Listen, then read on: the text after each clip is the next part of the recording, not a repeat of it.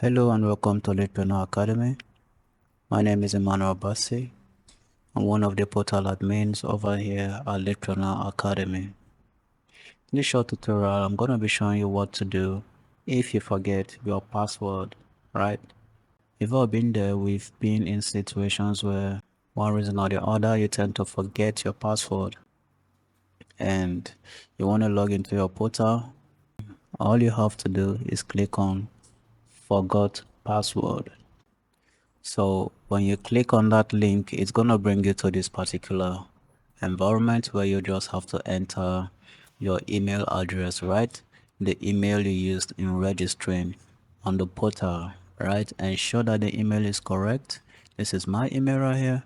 And when you're done, you just click on this button right here to request a new link. Once you've clicked on that, a link will be sent to you to your email. And through that link, you're gonna be able to reset your password, right?